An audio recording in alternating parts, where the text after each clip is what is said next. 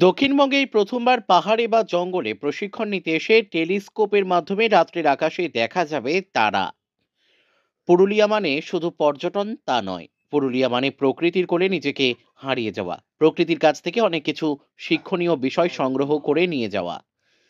তাই তো অনেক সংগঠন বা শিক্ষা প্রতিষ্ঠান বাচ্চাদের নিয়ে অযোধ্যা সহ পার্শ্ববর্তী পাহাড়গুলিতে এসে থাকেন। তার মধ্যে অন্যতম পছন্দের পাহাড় হলো মাঠা পাহাড়। মাঠা পাহাড়ে রক ক্লাইম্বিং করতে আসা অনেকেই থেকে থাকেন মাঠা বনাঞ্চলে। এবার তাদের জন্য রয়েছে বাড়তি পাওনা। বাচ্চারা এবার অত্যাধুনিক টেলিস্কোপের মাধ্যমে শিখতে পারবে সুদূর মহাকাশের তারাদের গল্প। টেলিস্কোপের মাধ্যমে তারাদের দেখে আগামী ভবিষ্যতে মহাকাশ নিয়ে গবেষণা বা বৈজ্ঞানিক হওয়ার মতো স্বপ্ন দেখবে ক্ষুদে শিক্ষার্থীরা। আর এই টেলিস্কোপের ব্যবস্থা করেছে পুরুলিয়া বন বিভাগ। পুরুলিয়ায় এই প্রথমবার জঙ্গল থেকে রাতের তারা দেখা যাবে, যা থেকে বিশেষ শিক্ষা গ্রহণ করবে দেশের ভবিষ্যতেরা। এ বিষয়ে পুরুলিয়া বন বিভাগের ডিএফও অঞ্জন গুহ বলেন, এই শীতের মরশুমে অনেক স্কুল কলেজ পড়ুয়ারা রক ক্লাইম্বিং করার জন্য পুরুলিয়ার মাঠা বনাঞ্চলে এসে থাকে। মাঠাতে এসে তারা রক ক্লাইম্বিং এবং প্রকৃতি নিয়ে অনেক কিছু শিক্ষা গ্রহণ করে, কিন্তু আমরা তাদের রাত্রিবেলায় জঙ্গলে বা পাহাড়ে যাওয়ার অনুমতি দেই না।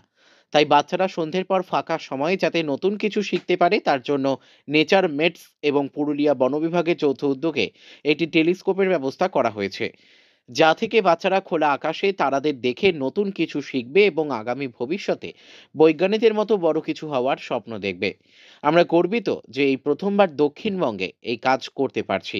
আগামী সময়ে পুরুলিয়াতে আরো বিভিন্ন পাহাড়ে ও বনাঞ্চলে টেলিস্কোপ লাগানো হবে। দেখুন, আপনারা জানেন যে আমাদের এই শীতের মরশুমে প্রচুর ছোট বাচ্চারা স্কুল কলেজের ওরা আসে, মাঠা রেঞ্জ কম্পাউন্ডে থাকে এবং সেখান থেকে রক ক্লাইম্বিং এবং বিভিন্ন রকম নেচার ট্রেল এইসব অ্যাক্টিভিটিতে ওরা যুক্ত থাকে। যেটা হয় যে সন্ধ্যের পরে তো আমরা কাউকে জঙ্গলে অ্যালাউ করি না, তো সন্ধ্যের পর যাতে ওরা কোনো একটা ভালো কাজ, শিক্ষামূলক কাজে নিজেরা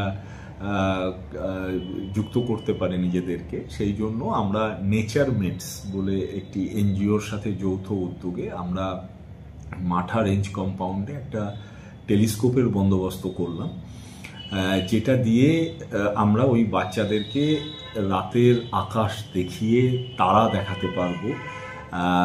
রাতের আকাশের তারার অনেক সুন্দর সুন্দর গল্প আছে, অনেক সুন্দর তাদের ইন্টারেস্টিং ফ্যাক্ট আছে, তথ্য আছে তাদের সম্বন্ধে।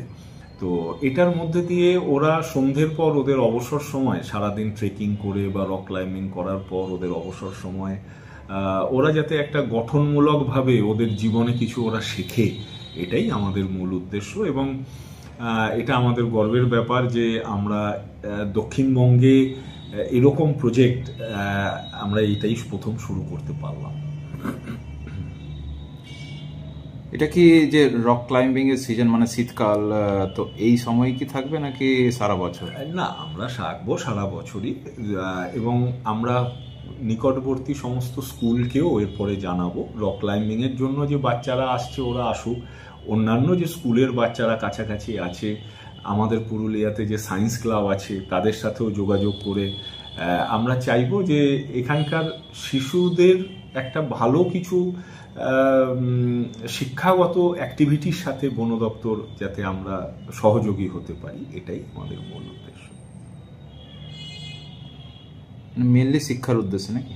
মূলত আমাদের উদ্দেশ্য শিক্ষা এবং তাদের মধ্যে এই ডেভেলপ করা এই ধরনের